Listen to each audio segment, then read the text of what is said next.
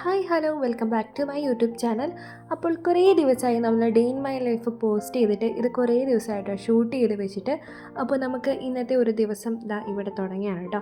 അപ്പോൾ ഇത് കാണാൻ താല്പര്യമില്ലാത്തൊരു ഇപ്പോൾ തന്നെ സ്കിപ്പ് ചെയ്ത് വേറെ വീഡിയോസ് കണ്ടോളൂ. അപ്പോൾ ഇന്ന് രാവിലെ ചപ്പാത്തിയും കടലക്കറിയും പിന്നെ കാപ്പിയും വെച്ചിട്ടാണ് കേട്ടോ തുടങ്ങിയത്. പിന്നെ നമുക്ക് നേരെ നമ്മുടെ കുക്കിംഗ് പരിപാടിയിലേക്ക് പോകാമേ. അപ്പോൾ ലഞ്ചിനുള്ള ആ ഒരു ടൈം ആയപ്പോൾ ഞാൻ വിചാരിച്ചു നമ്മുടെ കയ്യിൽ ചീരയുണ്ട്, അപ്പോൾ ഈ ചീര തന്നെ തോരൻ വെക്കാമെന്ന്. ഈ ചീരത്തോരന് ഒരു ഫ്ലാഷ് ബാക്ക് ഉണ്ട് കേട്ടോ. കാരണം വീട്ടിലായിരിക്കുമ്പോൾ, അതായത് നാട്ടിലായിരിക്കുമ്പോൾ ഞാൻ ഈ ഒരു സാധനം എന്നെ കഴിക്കത്തേയില്ല. വീട്ടിൽ അപ്പയമ്മയൊക്കെ ഒത്തിരി നിർബന്ധിച്ചാലും ഞാൻ ഈ സാധനം തൊട്ട് നോക്കത്തേയില്ല കേട്ടോ. പക്ഷേ ഇതിൻ്റെ ഗുണങ്ങളൊക്കെ അറിയാമെങ്കിലും എനിക്ക് അതിൻ്റെ ടേസ്റ്റ് അങ്ങോട്ട് വലിയ ഇഷ്ടമാവാറില്ല.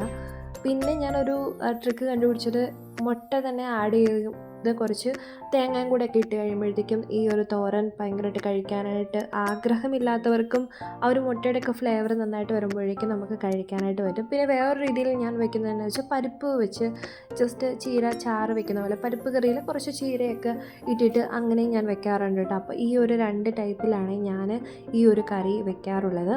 പിന്നെ ഇവിടുത്തെ ചീരയെന്ന് വെച്ചിട്ടുണ്ടെങ്കിൽ ഭയങ്കര കുട്ടി കുട്ടി ചീരയായിരിക്കും കേട്ടോ.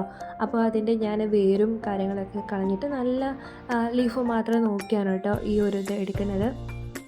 പിന്നെ ഇതിൽ മെയിൻ കാര്യമെന്ന് പറഞ്ഞിട്ടുണ്ടെങ്കിൽ നമ്മൾ മുളക് ആഡ് ചെയ്യുന്നുണ്ട്. വേറെ മുളക് പൊടിയും കാര്യങ്ങളൊന്നും അല്ല കേട്ടോ ആഡ് ചെയ്യുന്നത്.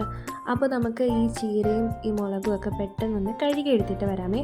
പിന്നെ ഈ ചീര കഴുകുമ്പോൾ അതെല്ലാവർക്കും അറിയാം, എന്നാലും ഞാൻ പറയുകയാണ്. ഈ ചീര കഴുകുമ്പോൾ നന്നായിട്ട് അതിൻ്റെ ഇലയുടെ അടിഭാഗത്തൊക്കെ ഭയങ്കര പൊടികളുണ്ടാവും കേട്ടോ. അപ്പോൾ അത് നന്നായിട്ട് നിങ്ങൾ ഒളിച്ചൊളിച്ചതാ ഇതേപോലെ ഇങ്ങനെ ഒന്ന് അനക്കി കഴുകിയെടുക്കണം. ഇല്ലെങ്കിൽ ആ ഒരു മണ്ണും കാര്യങ്ങളൊക്കെ നമ്മൾ ഉണ്ടാക്കുന്ന കറിയിലേക്കും കൂടെ വരാൻ ചാൻസ് ഉണ്ട് കേട്ടോ.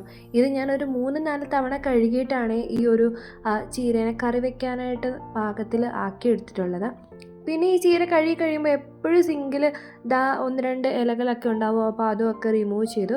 പിന്നെ അതേപോലെ തന്നെ നമ്മുടെ അരിയും കാര്യങ്ങളൊക്കെ ഒന്ന് കഴുകിയെടുത്തു.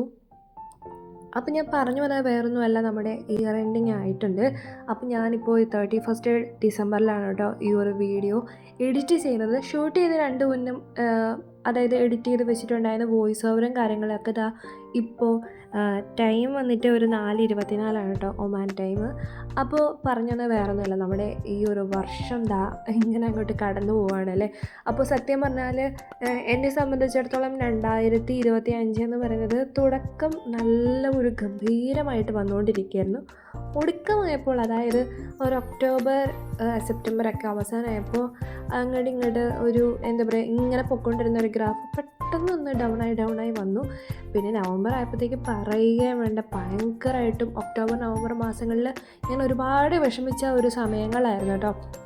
അപ്പോൾ ഡിസംബർ ആകുമ്പോഴത്തേക്കും അതിനൊരു ശമനമുണ്ടാകും എന്ന് ഞാൻ കരുതി. പക്ഷേ ഡിസംബർ ഫസ്റ്റ് വീക്ക് ഒരു 2 വീക്കോളം ഞാൻ വല്ലാത്ത ഇമോഷണൽ ഡൗൺ ആയിട്ടുള്ള ഒരു സമയമായിരുന്നു. അപ്പോൾ അതൊക്കെ പോയിട്ട് ഞാൻ പറഞ്ഞു വരുന്നത് വേറൊന്നുമല്ല. അപ്പോൾ 2025 പറയുന്നത് പലർക്കും പല രീതിയിലാണല്ലേ. അപ്പോൾ എനിക്ക് ഈ ഒരു രീതിയിലായിരുന്നു കേട്ടോ. അപ്പോൾ പറഞ്ഞു വന്നപ്പോൾ നമ്മുടെ പണികളും എല്ലാം കഴിഞ്ഞതാ, ഇതേപോലെ സൺസെറ്റും ഒക്കെ ആയി.